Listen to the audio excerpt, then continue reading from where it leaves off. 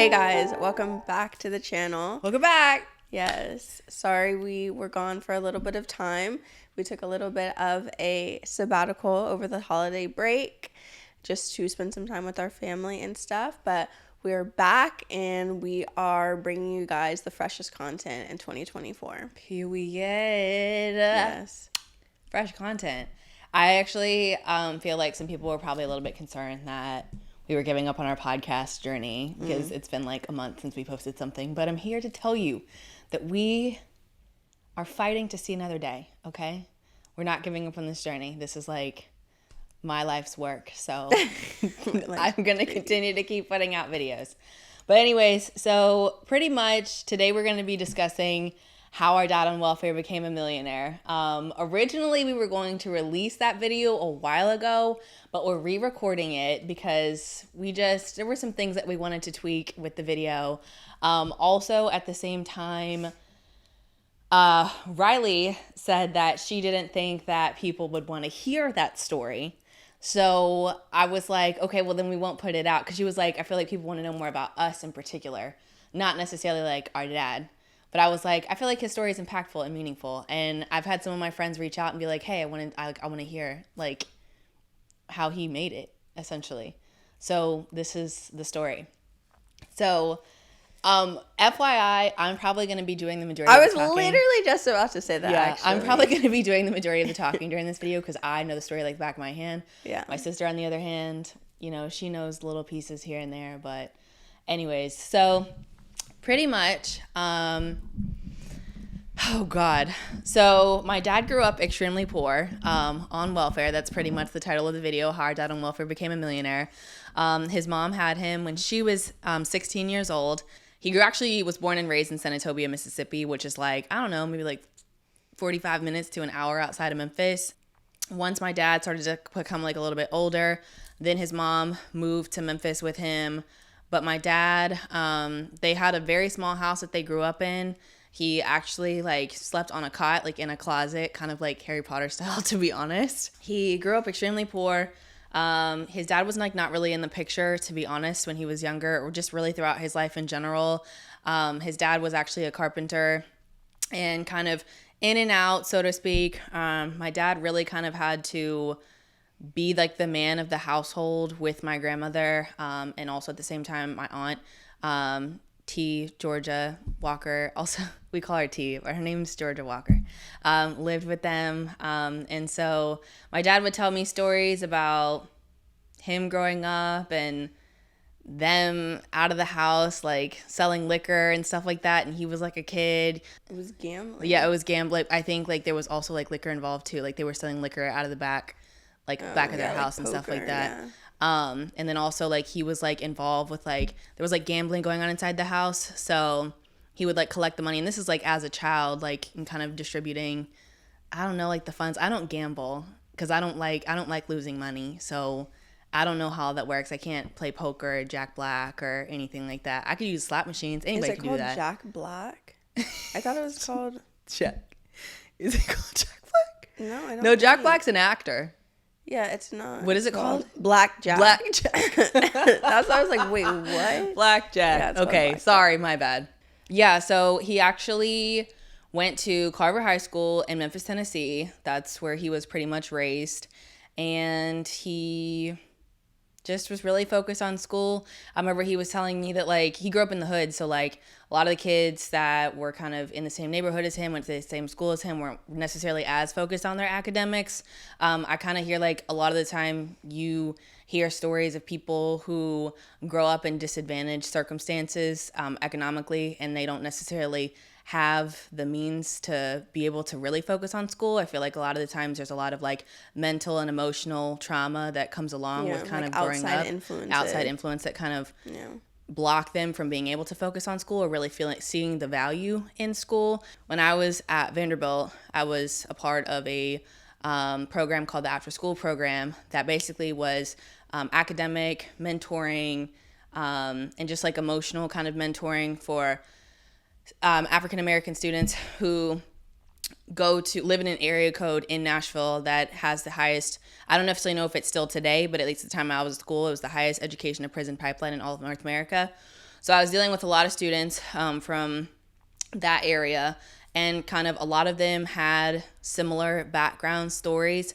And, you could kind of tell, like, there were even some 8th graders that were on a 3rd grade reading level. So just in terms of, like, really focusing on school. And I think, like, the biggest thing for me that I learned was, like, it's not necessarily so much that I feel like these kids, like, don't want to learn so much as that I don't think that they have the mental capacity to do so. Like, I think there's probably a lot of stuff going on at home that, like, they don't really talk about, or not a lot of people know about, or even if people do know about, they don't really talk about, especially like in a school environment, to where I just kind of feel like their focus on, I feel like, is more so needs to be on healing and, trauma healing and things of that sort. Because like even my dad would like tell me stories of like certain things that he had to go through. Like I remember it wasn't until my dad passed away that we were like learning stories about his like Grand Walker, which is my grandmother. That was mainly my focus, was kind of being more of a listening ear for the kids. Not like there would be times when I'd help them with their schoolwork, but there was more so like a lot of time that I spent just listening to them and talking with them. Yeah, you did. Times. Yeah. Mom came and helped as well. Yeah, she did. Yeah. It was a good time. But I spent I think I went every single week for like 3 years to help out with that program. At least sometimes twice a week. But it was a really cool experience. I want to be a part of a program like that. Yeah, it's really rewarding. I'm going to look into it.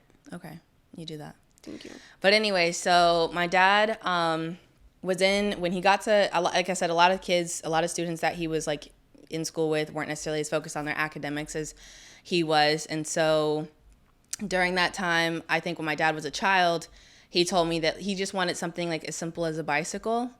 And he told his dad about it. Like I said, his dad wasn't really involved in the picture. His dad was a carpenter. My grandma and my granddad were not in a relationship together. And so he kind of just they weren't together at one point in time. And he just told my dad simply about the whole bike situation, like, son, like, there's just some things in life that you have to go without. I just feel like that is what really, like, pushed my dad to be like, F this. Like, I'm gonna do whatever I need to do. That way I'm not in a situation where I want something and I can't have it via my parents telling me that they can't afford it, or I can't get it for myself. When my dad was in high school, he got his first job legally, working at McDonald's, and he was flipping burgers in the back. And I joked about this on the last episode, but I love a fish fillet, and my sister hates on me.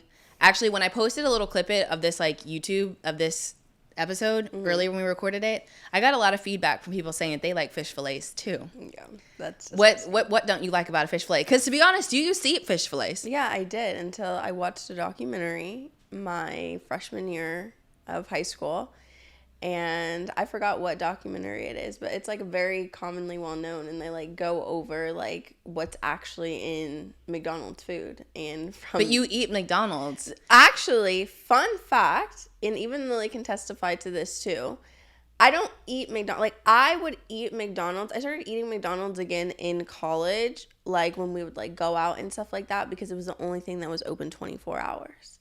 So it's like, you're drunk, you want something to eat, so then I would go to McDonald's. But as you know, at McDonald's, I only get the nuggets. It's not like the nuggets are anything better than the fish fillet. No, the nuggets, I've asked Cousin Lisa. She owns a McDonald's. Yeah, she owns a couple McDonald's. It's real chicken.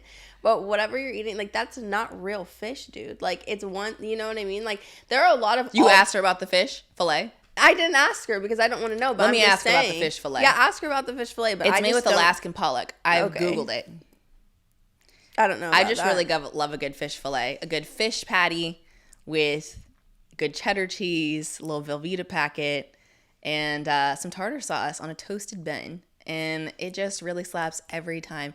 I get fries with sweet and sour sauce and a high C. That is my go-to meal. So, yeah. They've actually stopped serving the fish fillet sandwich past a certain time at night. They don't serve it. So, like, when I'm, like, drunk coming back from the club, they don't serve that anymore, and I'm actually really upset. I'm sorry But anyways, so back to the story. So, yeah, so he was flipping burgers at McDonald's, and then, like, as I mentioned, throughout high school, he was really focused on his academics, and he wanted to go off to college. He did not have the funds to go off to college. When my dad was applying to schools, he actually got into Howard University by the time, he was at his senior year.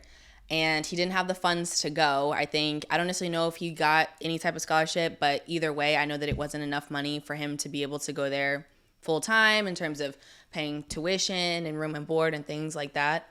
So his teachers collected $500 for him to get on a Greyhound bus, take the bus all the way from Memphis to Washington, D.C. That way he could start his journey there. And so basically my dad only literally just went there with a duffel bag full of his clothes, and that was it. Like literally one medium-sized duffel bag, went all the way to D.C., didn't know how he was going to make it there, but just kind of knew with like God's grace and God's will that he was going to make a way. God was going to make a way from him. And so my dad checked into his room, and he realized that he could hear Howard's marching band playing on the field. And so my dad played the drums back in high school. He was actually very good. And when he heard the marching band playing, he actually immediately went down to the field. I think this was like his first day on campus, and told the band director, like, I can play. And so the guy was like, okay, well, let me see what you got. And immediately my dad started playing and was outperforming some of the people that were already on the drum line. So immediately on the spot, the band director had given my dad a scholarship to be able to attend Howard. And from that point on, he was in the marching band at Howard. And his line name, or his drum line name, or it was the Ultimate Thunder Machine. He actually, in his like condo, he's got like a photo. It's like it's so dated. Like it literally looks black and white at this point. But it's a photo. Is that him? Yes, that's Oh the my yes, God. that's the photo of him in the marching band. Yeah. I didn't even know that. Yeah. But anyways, I just thought it was just like some random. Yeah. You thought it was some like antique photo? No, some like piece of art or something. Yeah. No, Didn't realize. it's a photo of him. Okay, Dad. My dad was an RA on campus. That's something that Riley didn't know the last time that we had talked about this. He was an RA on campus. He was also the chairman of the homecoming committee, which I also did not know until my dad. I wonder if he ever won. He was the chairman of the homecoming committee. I don't think that he was like on homecoming court. Yeah. Okay. I was on a homecoming court one year. Yes, you were. I was. Yes, you was. Anyways. He just did a lot of things on the campus. A lot of people knew him. A lot of people loved him. He always had like a bright and vivacious energy. I think, people really were drawn to him. He was very much so a go-getter. He actually graduated Howard, most outstanding student. He majored in political science because he knew he wanted to become a lawyer. Wait, most outstanding, is that like summa cum laude? I think it's just like an award that they give. I don't necessarily know like what level of like magna cum laude, like summa, like I don't know. I have no idea. Most outstanding student. I graduated summa cum laude, and Dad from high school. What does not that from college. mean? It's like a certain, like you have like a certain GPA or something like that. But Dad said that he didn't even get that, so he was like really impressed and proud. I always told Dad that I was smarter than him. I know you did. I still to this day, I'm a lot smarter than him. But he agrees too. But Yeah. also, it's like we had a really good education, so it's like he would expect you to be smarter than him. Yeah, and he like literally was like, "Well, I'm glad that you're smarter than me. You should be smarter than me." Yeah. Like we'd like get into arguments and be like, you think that you know everything, and I'm like, well, compared to you, I kind of do. So yeah, but so we get it from our mom. We do get it from our mom. She taught us best. She really did. Okay, so he graduated from there, most outstanding student, majored in political science, and then he went off to Vanderbilt University, where he went to Go law school. Doors! Yeah, anchor down. And he went to law school there. Actually, the chairman, Zephos, was actually my dad's college professor when he was at Vanderbilt, and then when I went to Vanderbilt undergrad, he was the president of the university during that time. Oh, so, did you go speak to him? I never met him personally. I wonder if Dad knew him. He was Dad's professor. Yeah, but I wonder if like dad ever like went and spoke to Yes, him. they've known each other personally. So anyways, he I was didn't know that. actually one of 4 African Americans in his class specifically to graduate from that law school. We know all 3 of the individuals that went to law school with my dad that were black. Yeah, very So, close family friends. Yes. Yeah.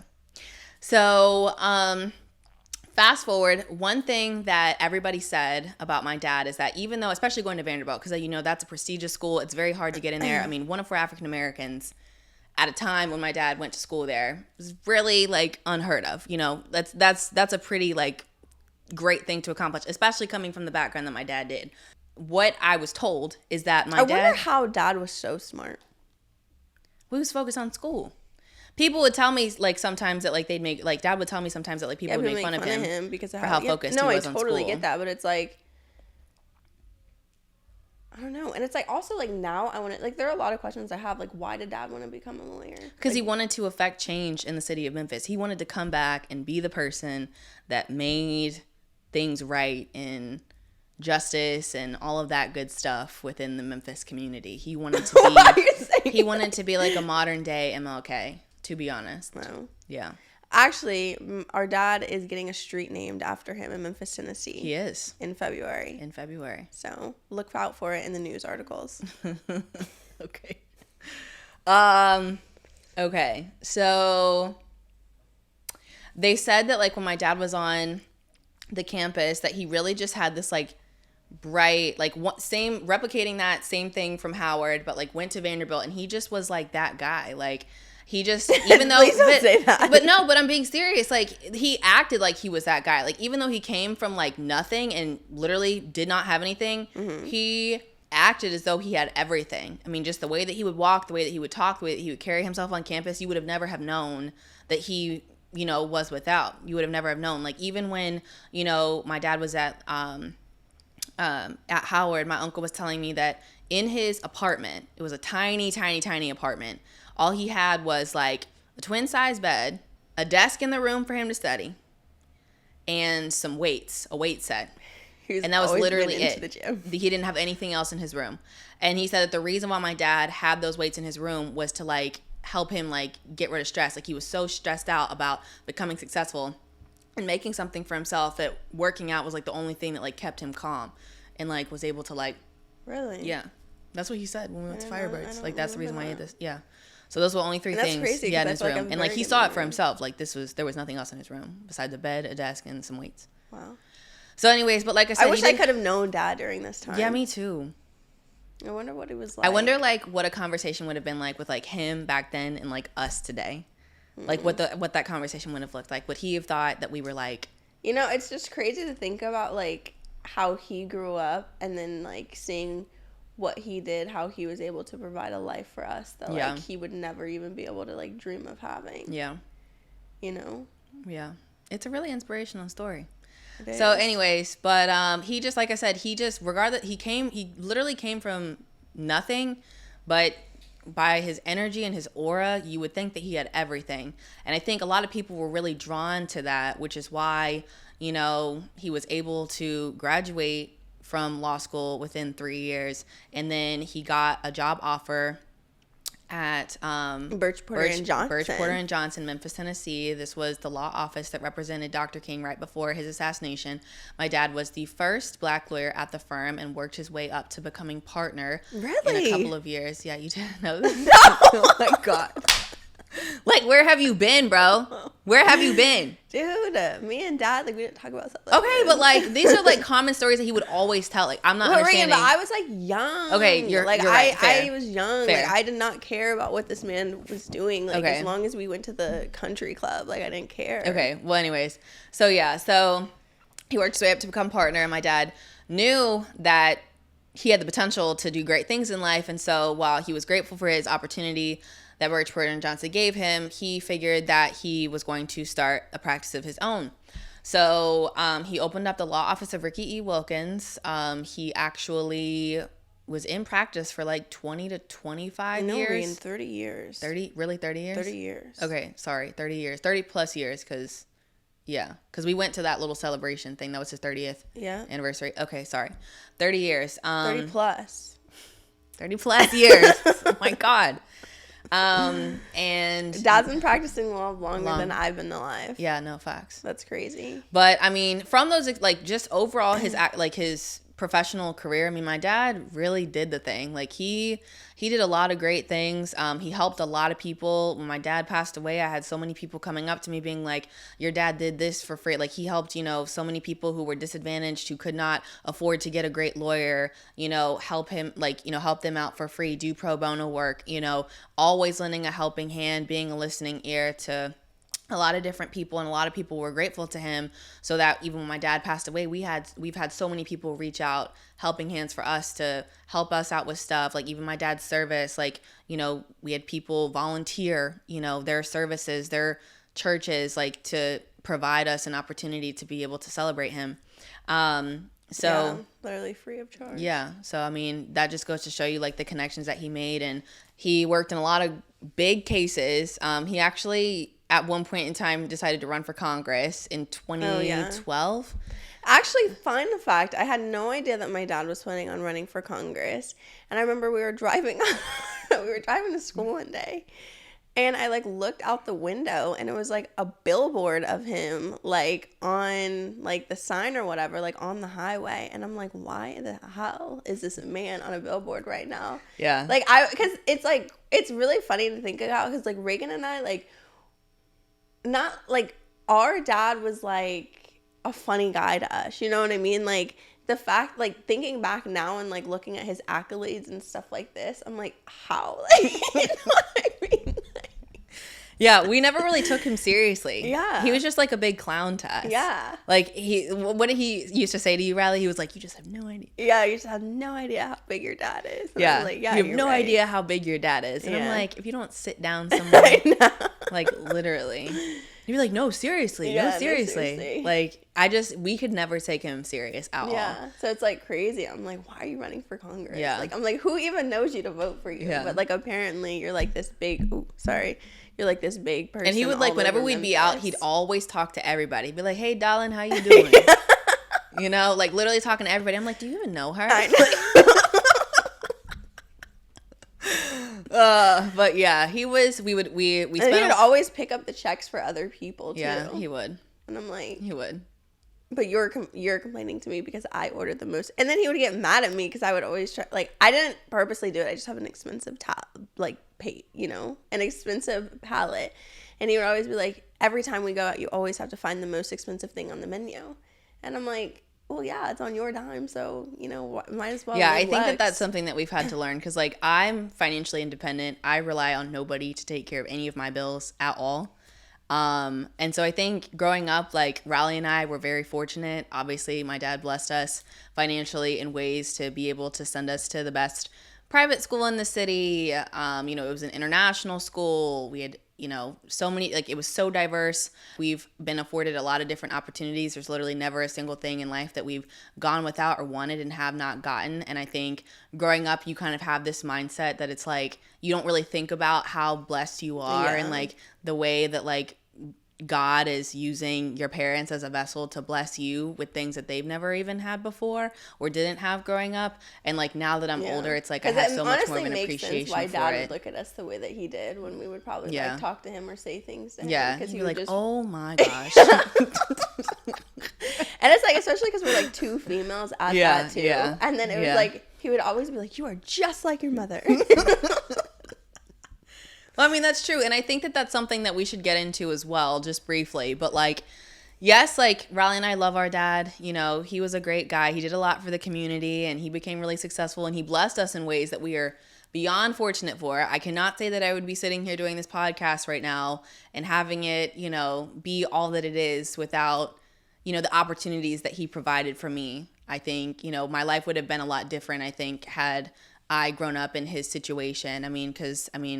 I don't know. I just think our past in life would have been different. So my dad passed away back in October. He died from stage 4 brain cancer. He was diagnosed in 2017, and the doctors gave him about 14 to 16 12 to 14 months to live after he was diagnosed. And we'll kind of get into a whole story about that later on, and talking about how not only our dad passed away, but our mom passed away. But he completely like exceeded the doctor's expectations for his life expectancy up to 7 years. And then, you know, God called him home on October of 2023. I thought it was I'm saying October 2023. Oh, okay. Yeah. When my dad was, you know, healthy and stuff like that, we were younger all the way up until now, my dad was constantly working. Like literally there was barely any time that like he was not working. Like I remember I would like come home from school and he would be like sitting in the bed.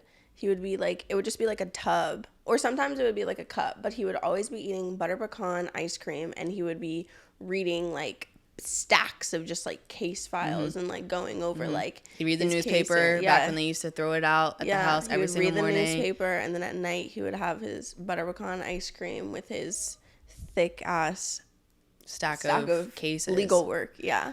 But actually, like, fun fact, I knew a lot of dad's cases. We both did. Yeah. Even though like obviously it's like, you know, client lawyer confidentiality. Yeah. But like we knew what was going on. Like we knew all of his cases. You know all your tea. Yeah. All your tea. No, yeah. He was just always working. I think like because of like the disadvantaged circumstance that my dad came from, he always felt like he had to strive for bigger and better and more money, to the point where I think that just like consumed him. And so to be honest, like even though like Riley and I love our dad and we miss him, like there are, as you can tell, there are a lot of things that we don't know about him. Yeah, a lot of things that we don't know. Even like this story right now, I'm finding out new things. Yeah.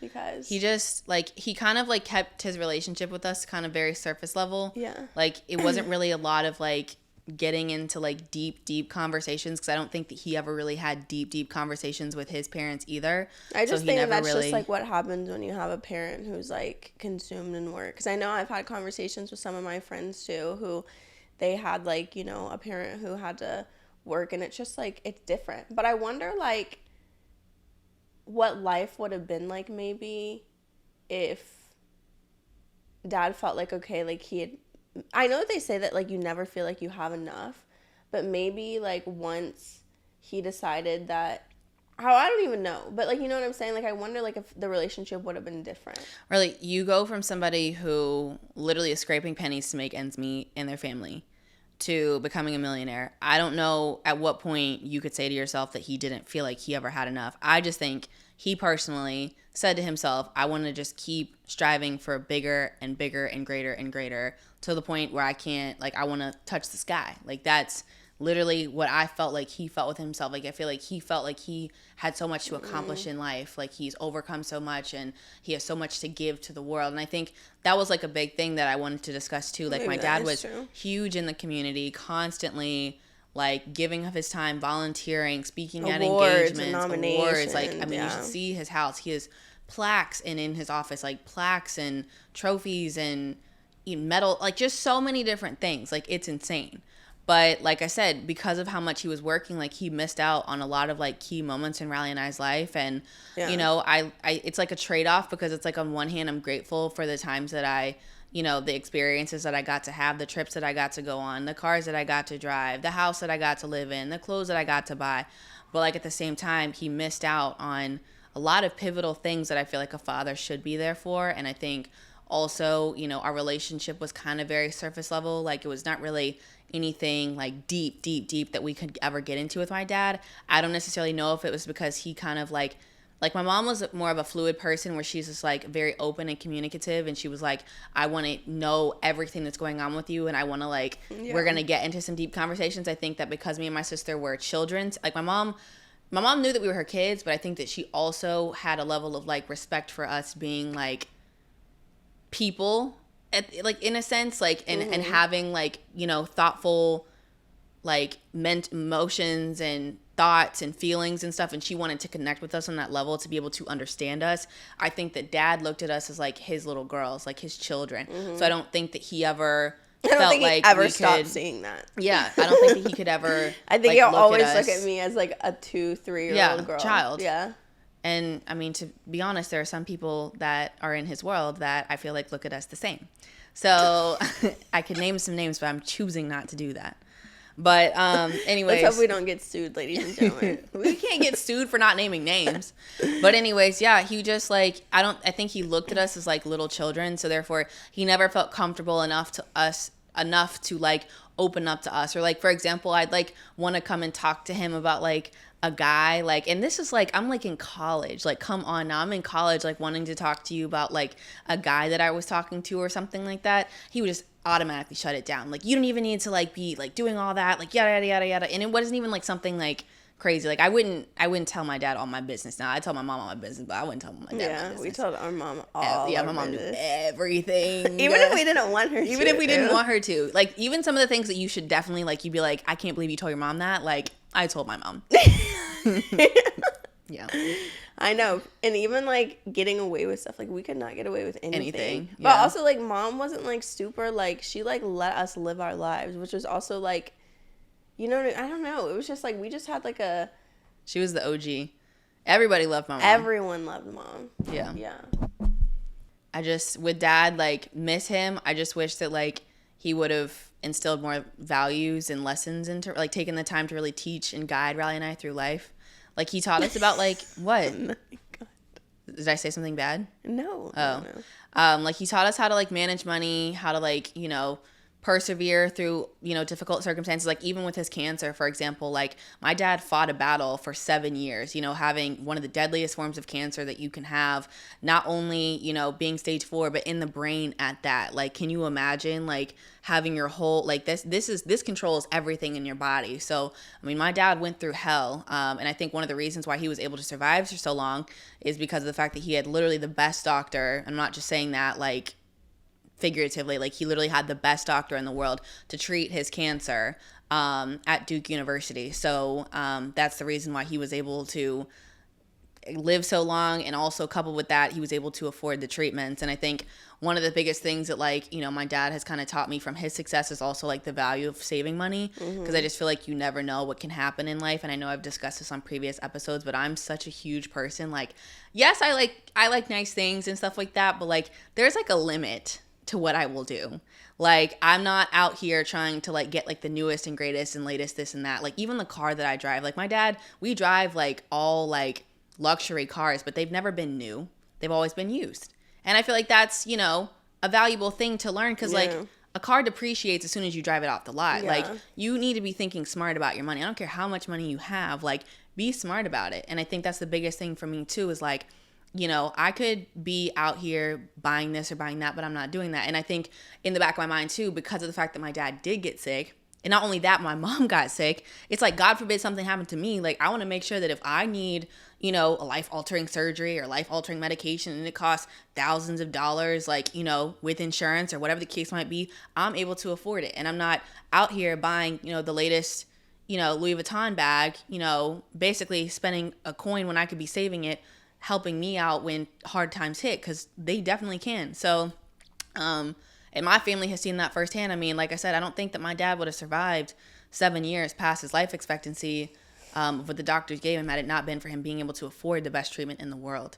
So these are, like, always the things that are in the back of my mind. But I think that's, like, the biggest thing. Like I said, him fighting through his cancer, just over, you know, growing up where he did, overcoming what he did, and also just kind of, like, even when you don't have everything, having that essence of, like, I still like, you don't have everything, but you are putting on a front, and your whole energy is giving off that you do have everything. And I think that's one thing that I could say about Riley and I, is that, like, yes, we've had some shit happen to us, but at the same time, we're out here rocking along. Like, we're out here being our best selves, being genuine to other people. We're out here being a great support to each other. We're out here, you know, not being selfish with our energy, also giving to other people the same way other people are giving to us. Like, we're giving off good vibes. Like, I don't know how else to put it. Like, we're really trying to make the most out of life. And I think, you know, we'll get into my mom's story later. One of the next episodes we'll talk about how our mom was more than just a stay-at-home mom.